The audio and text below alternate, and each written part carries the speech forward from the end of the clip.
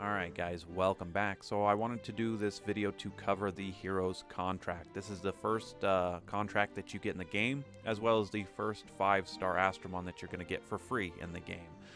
You have a choice between Fire Arthur, Water Valkyrie, and a Wood Odin.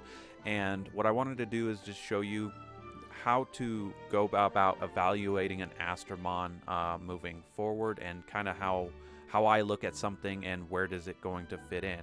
Now 100%, when I first started the game, I didn't know what Astromon to pick at all either. So if you're coming in here and you didn't pick the one I suggest, or the one Astromon that I picked, don't worry about it. I want you to be picking Astromon, you know, for you and your account. It is your account. It is your decision.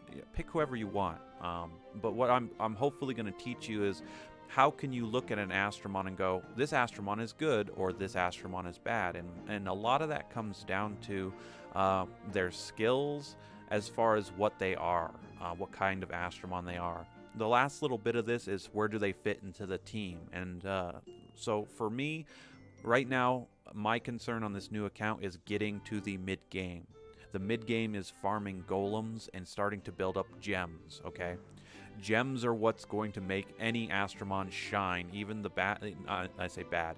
Even some of the worst Astromon in the game can still shine with the right gems. It's kind of like that. They're still going to be behind the curve on some Astromon, but gemming is really the art in this game of making something just stand above the rest, okay? So my goal is to get to that point, to start farming the gems. And so there are certain Astromon that are better than others at that. So Arthur here is arguably one of the better picks as an attacker. So he's going to have more statistics in, you know, the attack stat. So he's going to hit harder, and that's great.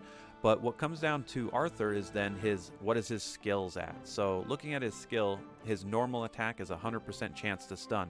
This is great. There's two reasons for this. A stun in PvP, if you guys watch my daily videos, you know I say crowd control, or CC, is king. So being able to lock down your opponent as well as deal damage to them is incredible. So for PvP, this skill is good.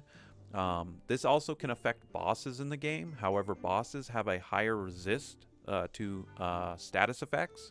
So things like this stun and even defense down, they resist that at a higher rate.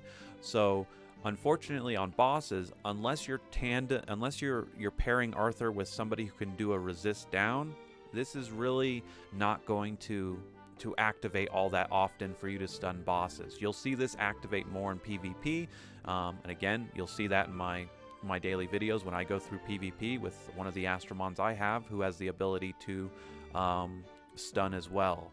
So Arthur is a good choice. He's definitely up there for the one of three that you can pick.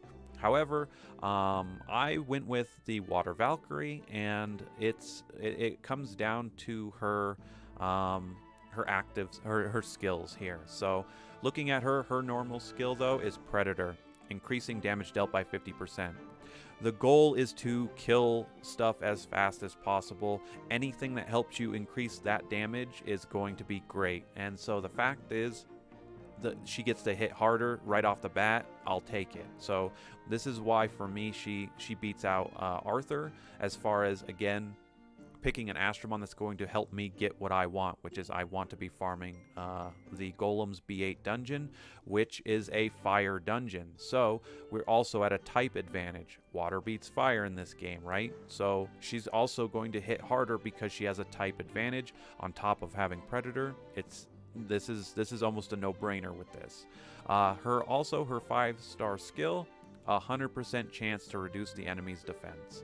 So once again, those bosses have resistance, and having a guarantee here, it just puts it higher up on against their resist to grant this on here. This defense down is specifically for bosses. So when it comes down to picking between Arthur or Valkyrie, 100% Valkyrie is the one I'm going to pick, because she's going to give me the more bang for my buck for the game, for what I want to do.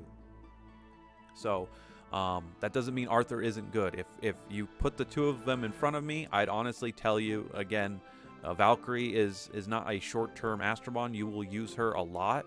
Arthur is a long-term Astromon because eventually you can use him in PvP.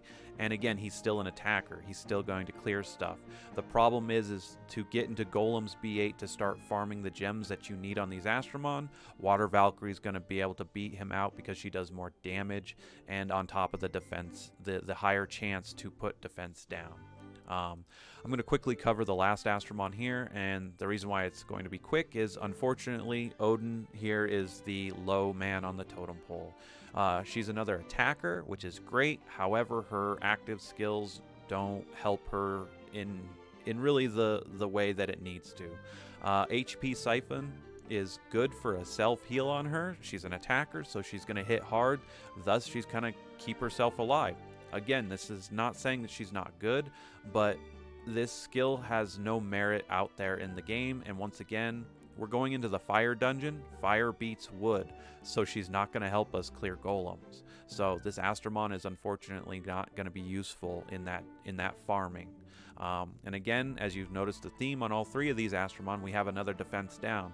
She beats out the percent chance on Arthur, but she doesn't beat Valkyrie. So clear-cut choice here is definitely picking the Water Valkyrie and using her going forward. So that's that's kind of my breakdown of the Heroes contract and why I picked Valkyrie. So we'll have her in the team going forward, and I will definitely be showcasing off once we get into golems with them. But thanks for watching, and I will see you in the next video.